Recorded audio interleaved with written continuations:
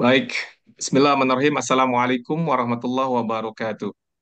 Selamat sore, salam sejahtera rekan-rekan semua dan sahabat-sahabat sekalian.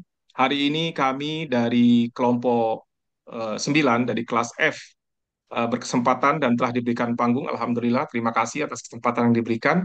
Yang mana pada hari ini kami akan mempresentasikan hasil dari paper review kami untuk sebuah paper yang diteliti oleh Wong Kam Sing dengan judul The Mediating Effects of Customer and Competitor Orientations on New Product atau NPS. Um, Jurnal ini atau paper ini telah diterbitkan oleh Internal Journal of Business and Management pada volume 6 nomor 8 Agustus tahun 2011. Wong Kang Sim adalah bagian dari Macau University of Science and Technology pada Fakultas Management and Administration. Teman-teman, paper ini berjumlah 10 halaman dengan komposisi sebagai berikut. Silakan next.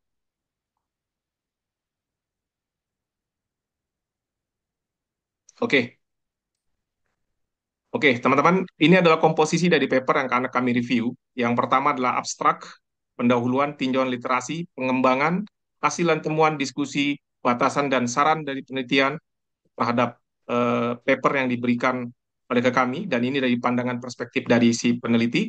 Dan kami juga memberikan satu section, yaitu khusus pandangan kritis, yang kami lihat untuk hasil dari review paper ini. Baik, next. Kita memulai pada section abstrak.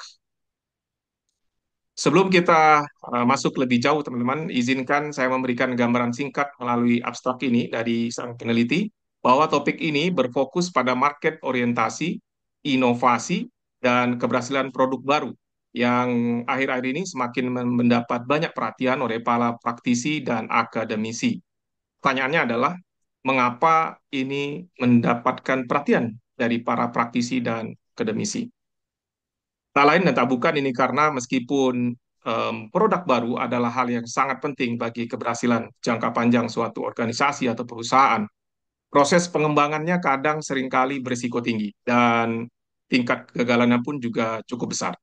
Dalam penelitian ini, peneliti menyelidiki faktor-faktor utama apa saja yang mempengaruhi keberhasilan dari produk baru dari sudut pandang tim pengembang berdasarkan view dari peneliti itu sendiri. Nah, teman-teman, dari 217 responden yang di-capture oleh sang peneliti, peneliti menemukan bahwa ada kerjasama antara tim riset dan development, dalam hal ini ada R&D, dengan tim pemasaran, memainkan peran yang sangat penting dalam menentukan keberhasilan sebuah produk baru.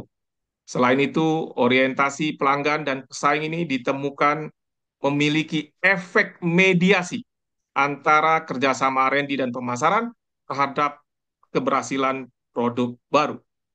Temuan ini diharapkan dapat menjadi pedoman bagi para manajer dalam dunia pengembangan dan pemasaran produk baru demi memastikan bahwa keberhasilan produk yang tidak hanya menguntungkan perusahaan tapi juga bermanfaat bagi masyarakat luas. Next. Selanjutnya, pada section pendahuluan, teman-teman mari kita bahas latar belakang dari penelitian ini yang diangkat oleh sang peneliti. Jadi, teman-teman, keberhasilan produk baru atau yang sering di dalam peneliti ini disebut NPS, itu telah menjadi perhatian utama oleh para peneliti selama bertahun-tahun silam. Hal ini tidak mengherankan.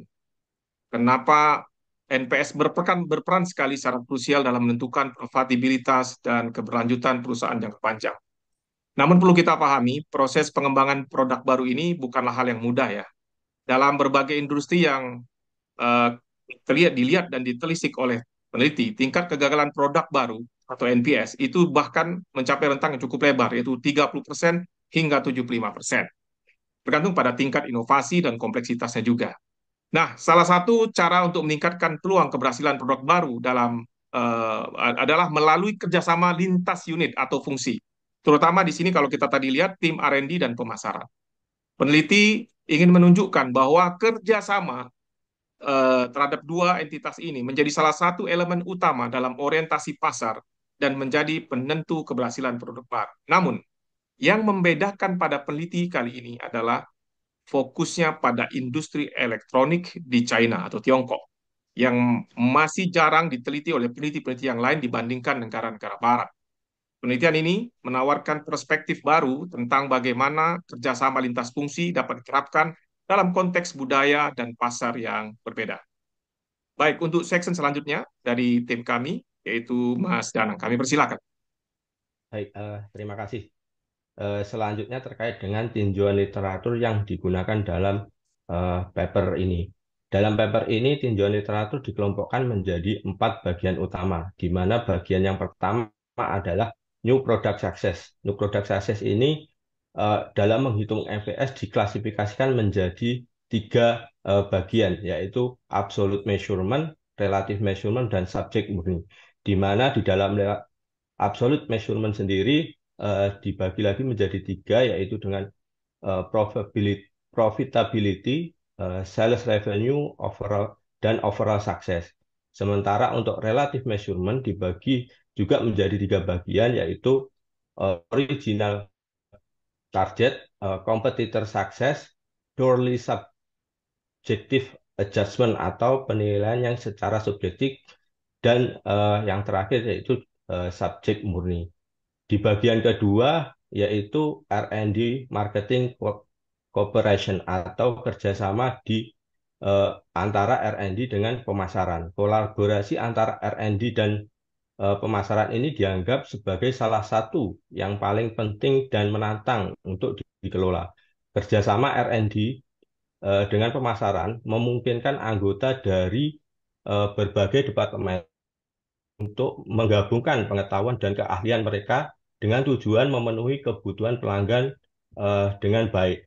Kolaborasi yang sukses antara R&D dan pemasaran dapat membantu perusahaan lebih memahami kebutuhan dan preferensi pelanggan, sehingga mengurangi ketidakpastian dalam pengembangan produk baru. Selain itu, dapat meningkatkan kinerja produk baru dalam hal kualitas, biaya, dan waktu, serta meningkatkan keberhasilan dalam mendevelop produk baru. Yang ketiga adalah customer orientasi atau orientasi konsumen. Dalam era sekarang, perusahaan harus membuat strategi agar dapat bertahan dalam persaingan global dengan beberapa cara, di antaranya melakukan identifikasi pasar yang tepat, melakukan strategi masuk yang tepat. Selanjutnya target pelanggan yang memberikan nilai lebih, jadi eh, perusahaan harus lebih berorientasi terhadap target pelanggan yang memiliki nilai lebih. Yang selanjutnya memahami kebutuhan pelanggan, dan yang terakhir memantau dengan cermat kebutuhan dari pasar. Yang terakhir dalam tinjauan literatur ini adalah kompetitor orientasi, di mana dari beberapa literatur ditemukan bahwa kompetitor orientasi ini memiliki beragam pengaruh. Pengaruh tersebut dapat berupa pengaruh positif maupun pengaruh negatif, di mana orientasi pesaing ini dapat meningkatkan keunggulan kompetitif perusahaan dengan memungkinkan untuk melakukan pembandingan sebagai sarana belajar, meniru, dan meningkatkan produk dari pesaing yang sukses. Di sisi negatifnya, orientasi pesaing juga dapat mengurangi profitabilitas perusahaan. Next. Selanjutnya terkait dengan model pengembangan yang dikembangkan dalam paper ini. Yang pertama terkait dengan theoretical model. Di theoretical model ini kerangka kerja penelitian dikembangkan untuk menunjukkan pengaruh langsung dan tidak langsung dari kerjasama R&D pemasaran terhadap keberhasilan produk baru atau NPS tadi. Pada gambar eh, 1 di bawah ini menunjukkan model penelitian yang diusulkan dengan 4 variabel, yaitu kerjasama R&D pemasaran, orientasi pelanggan, orientasi pesaing, dan keberhasilan produk baru. Dari pemodelan yang dilakukan, si peneliti membuat 7 hipotesis utama yang akan diteliti dalam paper ini. Hipotesis yang pertama adalah kerjasama R&D pemasaran berdampak positif pada NSP. Hipotesis yang kedua adalah kerjasama R&D pemasaran berpengaruh positif terhadap orientasi pelanggan. Yang ketiga adalah kerjasama R&D pemasaran berpengaruh positif terhadap pesaing. Yang keempat, orientasi pelanggan berdampak positif pada NPS. Yang kelima, hipotesis kelima adalah orientasi pesaing berkorelasi positif dengan NPS. Yang keenam, orientasi pelanggan memediasi hubungan antara kerjasama R&D, pemasaran, dan NPS. Dan yang terakhir, hipotesis ketujuh adalah orientasi pesaing memediasi secara positif hubungan antara R&D, pemasaran, dan NPS. Next, Mas. Selanjutnya, setelah didapatkan hipotesis tadi, eh, si peneliti menentukan cara pengukuran. Pengukuran yang ini dilakukan beberapa tahap, eh, dimulai dengan eh, membagi setiap variabel menjadi 4 bagian, diukur dengan skala multi item. Yang kedua, untuk menangkap esensi dari kerjasama R&D pemasaran, maka kerjasama R&D pemasaran menjadi variabel independen satu-satunya dalam pemodelan ini. Dan dalam pengukurannya digunakan skala Likert yang terdiri dari sangat tidak setuju sampai dengan setuju. Untuk keberhasilan produk NPS dalam model ini menjadikan variabel dependen. Pada dasarnya konsep NPS telah dibahas dan diukur oleh banyak peneliti. Pengukuran keberhasilan NPS yang diadopsi dalam penelitian ini adalah kinerja produk baru. Eh, yang dalam kaitannya dengan kerja pesaing utama dan menggunakan 3 ukuran, yaitu tingkat keberhasilan, pendapatan, dan profitabilitas. Selanjutnya terkait dengan pengumpulan data.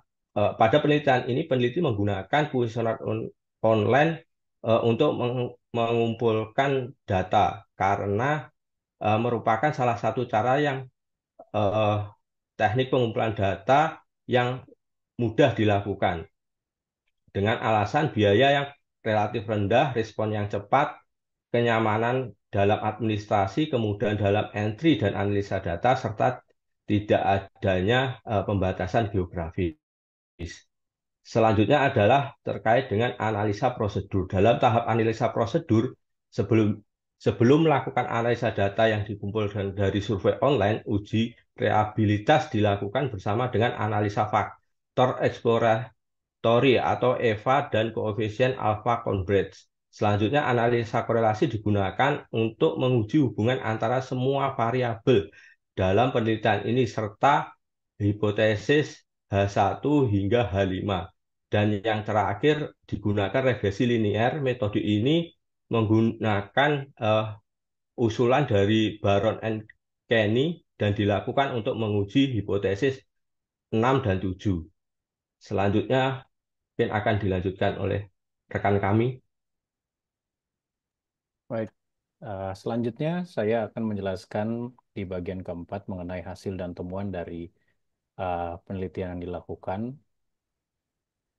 Di 4.1 seperti yang tadi sudah dijelaskan sebelumnya oleh Pak Danang, dilakukan perhitungan menggunakan EVA atau Exploratory Factor Analysis dan juga Reliability Analysis. Tapi sebelumnya data tersebut diuji untuk kecukupan samplingnya menggunakan Kaiser-Meyer-Olkin dan data yang didapatkan adalah sebesar 0,21, di mana itu sudah lebih dari cukup dari batas yang dapat diterima yaitu sebesar 0,8.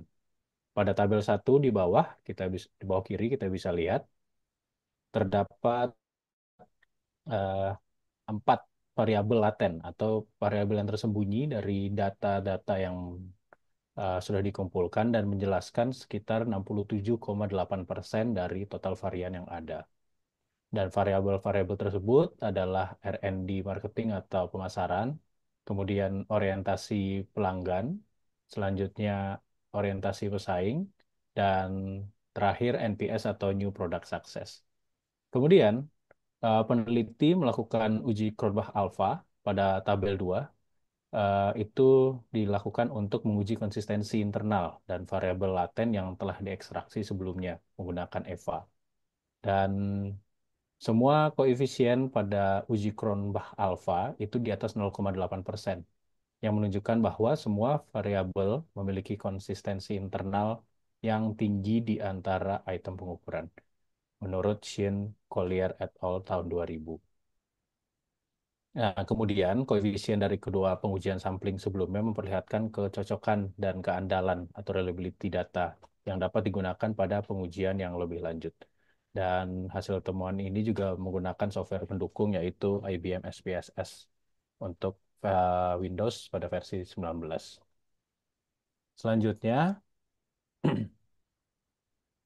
di poin 4.2, peneliti menulis tentang hipotesis testingnya, yaitu eh, melihat korelasi antara kerjasama R&D, pemasaran, kemudian orientasi pelanggan, orientasi pesaing, dan NPS yang dihitung menggunakan SPSS. Pada tabel 3, kita bisa lihat di bawah,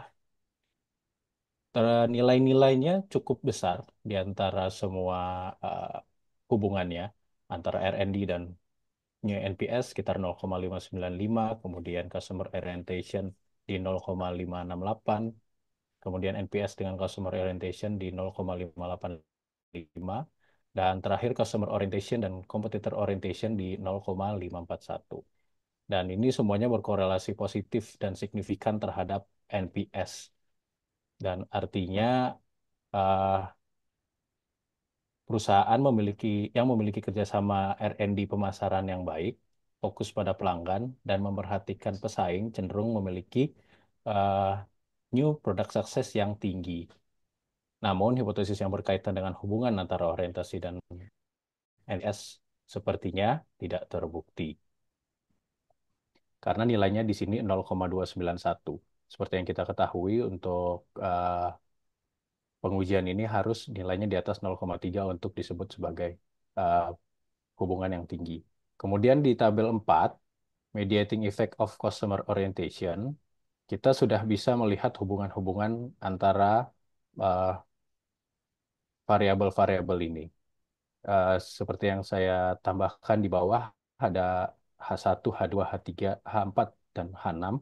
Uh, Terlihat bahwa nilai H1 yang seperti tadi sudah dijelaskan sebelumnya dan H2 itu merupakan cukup tinggi. Namun pada tabel 4 ini memperlihatkan hasil regresi linearnya untuk menguji efek mediasi itu ditemukan kerjasama antar R&D pemasaran dan yang lainnya itu saling mempengaruhi, setidaknya terhadap orientasi pelanggan. Dengan kata lain, kerjasama R&D pemasaran meningkatkan orientasi pelanggan dan orientasi pelanggan juga meningkatkan NPS, terlihat dari nilai H4 dan H6 yang masih di atas 0,3. Selanjutnya, untuk tabel 5, untuk mendapatkan nilai H7, eh, analisis yang menggunakan metode Barron dan Kenny ini, kita melihat kerjasama antara R&D pemasaran dan NPS menggunakan mediating effect dari competitor orientation.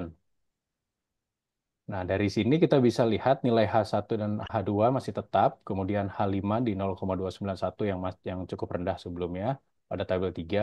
Ternyata di H7 juga mengalami penurunan dan masih di bawah 0,3 atau sebesar 0,121. Meskipun eh, jika sebagai mediasi antara R&D marketing operation dan new product success, competitor orientation masih memiliki peranan yang cukup tinggi karena nilainya masih di 0,558. Dan kita bisa lihat di sebelah kanan tabelnya bahwa eh, dari H1, H2, H3, dan H4, H5 dan H6 masih mempunyai nilai yang cukup tinggi, sedangkan di H7, competitor orientation tidak memiliki nilai yang cukup tinggi atau mungkin bisa berpengaruh terbalik terhadap new product success. Seperti itu. Untuk selanjutnya akan dilanjutkan oleh teman saya, Mas Akbar. Baik, selanjutnya Mas Reza. Mas Reza, slide selanjutnya aja. Next, sorry. Diskusi. Ya, next lagi. Satu slide lagi. Oke, baik. Terima kasih kawan-kawan. Jadi di dalam paper ini dari peneliti itu sudah memberikan poin diskusi, beberapa poin yang sudah dijelaskan begitu ya. Jadi yang pertama, dari penulis itu menyatakan bahwa kolaborasi antara tim R&D dan marketing adalah kunci dalam strategi pengembangan dan pemasaran produk baru, yang sesuai dengan kebutuhan agar bisa bertahan dalam pasar global yang sangat kompetitif. Ini relate dengan penelitian yang dilakukan oleh Denison tahun 96, Keller tahun 2001, Olson 2001, Seti 2001, dan Atua Henigima Evangelista tahun 2000.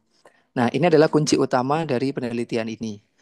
Nah, yang kedua, peneliti juga memiliki hasil penelitian sebelumnya, yaitu yang dilakukan oleh Holt-Ketchen 2001, kemudian oleh Cooper Klein Smith tahun 93 yang menyatakan bahwa orientasi pasar itu hanya konsep tunggal saja. Tetapi dalam penelitian ini ditemukan bahwa konsep tunggal itu tidak ada atau dibantah, di mana orientasi pasar itu dilihat dari tiga komponen, yang antara lain kerjasama R&D dan pemasaran, kemudian orientasi pelanggan, yang ketiga ada orientasi pesaing. Jadi ada tiga komponen yang baru gitu. Nah, di poin ketiga, peneliti itu menjelaskan bahwa orientasi pelanggan itu memiliki pengaruh positif yang signifikan terhadap NPS atau New Products. Jadi hasilnya dari statistik tadi, korelasi positif yang signifikan yaitu 0,585, di mana p-value-nya adalah kurang dari 0,001. Nah, temuan dalam penelitian ini menunjukkan bahwa perusahaan yang berfokus pada customer oriented atau orientasi pelanggan dapat ada 4 poin yang bisa didapat oleh perusahaan. Yang pertama, mengembangkan produk yang tidak hanya memenuhi kebutuhan dari pelanggan, tetapi pelanggan merasa aspirasi mereka diterima. Nah, yang kedua itu meningkatkan peluang keberhasilan dari sebuah produk, di mana saat peluncuran serta mempertahankan keberhasilan jangka panjang. Jadi produk itu bisa sustain begitu ya. Kemudian yang ketiga itu ada identifikasi segmen pasar yang menguntungkan dan melayani segmen tersebut lebih baik daripada pesaing. Jadi ini based on apa yang diinginkan oleh customer.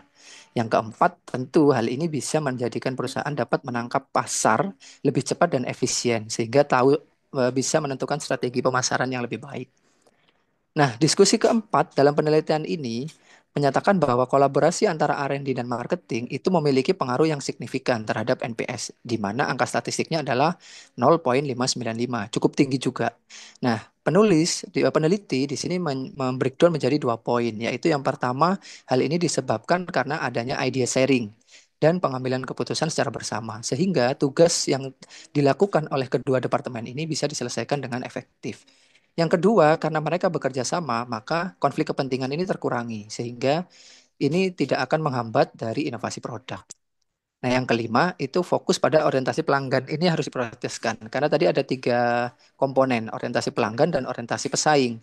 Nah, menurut peneliti yang harus diprioritaskan adalah orientasi pelanggan. Sedangkan orientasi pesaing itu tetap harus digunakan, tetapi untuk kepentingan strategi saja. Nah, diskusi yang terakhir adalah peneliti menyatakan bahwa tim dengan orientasi pesaing yang tinggi mampu merespon kompetisi dengan cepat. Jadi orientasi pesaing ini juga penting gitu, karena perusahaan bisa menghasilkan produk yang lebih baik dan meningkatkan pangsa pasar mereka. Tetapi pengaruh orientasi pesaing ini tidak sebesar pengaruh dari orientasi pelanggan begitu. Oke, selanjutnya di poin 6 ada peneliti menjelaskan mengenai keterbatasan dan saran dari penelitian untuk selanjutnya. Jadi ada tiga keterbatasan penelitian dalam hari ini, yaitu yang pertama lokasinya hanya dilakukan di industri elektronik di Tiongkok atau China, di mana setiap industri memiliki karakteristik yang unik dan ini mempengaruhi dari kerjasama internal. Yang kedua, penggunaan metode dalam penelitian ini adalah cross-sectional, yaitu hanya menangkap gambaran sesaat dari fenomena yang diteliti. Ini relate dengan penelitian yang dilakukan oleh Srirem dan Stam tahun 2004. Yang ketiga, penggunaan self-report questionnaire di mana responden dapat memberikan jawaban yang bias. Karena bisa jadi ada tekanan sosial atau tekanan psikologis. Jadi jawabannya itu mereka si customer ini lebih ke arah yang dapat diterima. Nah, ini relate dengan teori yang diluncurkan oleh Bremen tahun 2008. Sehingga peneliti menyarankan bahwa yang pertama, mereplikasi uji model ini di negara atau industri lain. Jadi diperlukan studi lanjutan dengan model yang sama seperti peneliti yang lakukan, tetapi dengan industri yang berbeda atau di negara yang berbeda. Nah, yang kedua, penelitian jangka panjang itu juga diperlukan untuk memantau perubahan hubungan antar variabel, di mana studi longitudinal untuk mengamati bagaimana hubungan antara tiga komponen tadi, yaitu R&D Marketing Cooperation, Customer Orientation, dan Competitor Orientation. Nah, ini juga relate dengan penelitian dari Bremen tahun 2008. Yang ketiga, mungkin bisa menggunakan kuesioner daring dan cetak. Jadi ada online, ada yang offline untuk memperkuat keyakinan dan validitas dari responden itu sendiri. Selanjutnya, di nomor 7, peneliti juga memberikan kesimpulan di mana beliau menyatakan bahwa ada dua kesimpulan atau implikasi dari penelitian ini, yaitu secara teoritis, kolaborasi antara R&D dan pemasaran memiliki dampak signifikan terhadap NPS. Dan yang kedua adalah customer orientation memediasi hubungan ini lebih kuat dibandingkan competitor orientation, tapi tidak menegasikan dari competitor orientation itu sendiri. Dari segi manajerial, implikasinya adalah fokus pada kebutuhan pelanggan secara konsisten akan meningkatkan kemungkinan suksesnya peluncuran produk baru, di mana hal ini dapat mendorong perusahaan untuk mengarahkan sumber daya ke berbagai aktivitas apapun yang berhubungan dengan perusahaan yang berorientasi dengan pelanggan, tapi tidak menegasikan juga orientasi pesaing. Nah, kesimpulan dari paper ini adalah penelitian ini memperjelas bahwa keberhasilan produk lebih dipengaruhi oleh customer orientation daripada competitor orientation. Dan kolaborasi R&D pemasaran harus menjadi prioritas dari perusahaan. Oke, dari kami juga memiliki pandangan kritis terhadap paper ini, begitu ya. Karena kami di sini berlaku sebagai peninjau. Secara umum, kami mendukung penelitian dan penilaian yang dilakukan oleh penulis terkait keterbatasan penelitian dan rekomendasi untuk studi lanjutannya. Tetapi kami memiliki 3 point out yang perlu kami sampaikan sebagai pandangan kritis kami. Yang pertama, budaya organisasi. Nah, penelitian ini tadi dijelaskan bahwa hanya terbatas di China dan itu industri elektronik. Nah, kami memandang bahwa model penelitian yang sama perlu dilakukan di negara lain. Misalnya, Indonesia yang memiliki karakteristik budaya, hierarki organisasi, dan karakter bisnis yang berbeda dari China. Nah, salah satu variabel yang menarik untuk diteliti adalah kompetitor oriented, di mana Indonesia secara budaya dan hierarki organisasi sangat berbeda dengan China. Kita tahu bahwa Indonesia itu adalah bagian dari Asia Tenggara, dan rata-rata negara Asia Tenggara itu melakukan import yang cukup besar. Sedangkan China, dia part of Asia, bukan Asia Tenggara, lebih besar lagi, di mana mereka majority mesti melakukan ekspor barang dan sedikit melakukan import.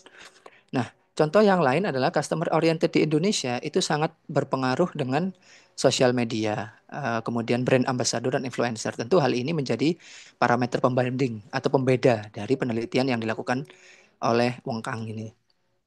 Yang kedua, kami merasa bahwa uji validitas data itu juga perlu dilakukan. Meskipun peneliti sudah melakukan uji EVA dan rehabilitas dengan melakukan Cronbach's Alpha yang bertujuan untuk membantu menjamin bahwa hasil penelitian dapat diandalkan untuk pengambilan keputusan. Terbukti pada tabel 1 tadi, data sudah diolah menggunakan EFM tanpa menggunakan validasi. Sehingga mungkin kuesioner-kuesioner ke depannya, menurut kami, itu perlu dilakukan validitas data dengan menyajikan pertanyaan-pertanyaan pada survei atau kuesioner yang mewakili penelitian atau data yang ingin didapatkan. Nah, yang terakhir, menurut kami ada efek dari mediasi atau mediating effect. Di mana pada tabel 4 dan tabel 5, khususnya pada persamaan keempat, kami menemukan bahwa ada nilai 0,365 dan 0,121. Nah, kami mencari di paper ini tidak ada representasi dari kedua nilai tersebut. Sehingga peneliti dirasa perlu untuk melengkapi informasi dari kedua nilai tersebut agar pemahaman dari reviewer atau peninjau seperti kami bisa lebih komprehensif. Oke, demikian review paper dari kelompok kami. Jadi paper ini menurut kami sangat relate dengan perusahaan yang sedang mencari formulasi kombinasi dan kerjasama internal antara orientasi pelanggan dengan orientasi pesaing. Jadi paper ini sangat bisa dijadikan rujukan mengenai perilisan produk baru dari sebuah perusahaan. Itu dari kami, reviewer dari kelompok 9. Terima kasih. Kami akhiri. Wassalamualaikum warahmatullahi wabarakatuh. Waalaikumsalam warahmatullahi wabarakatuh. Terima kasih. Assalamualaikum warahmatullahi wabarakatuh. Oke, sudah saya stop.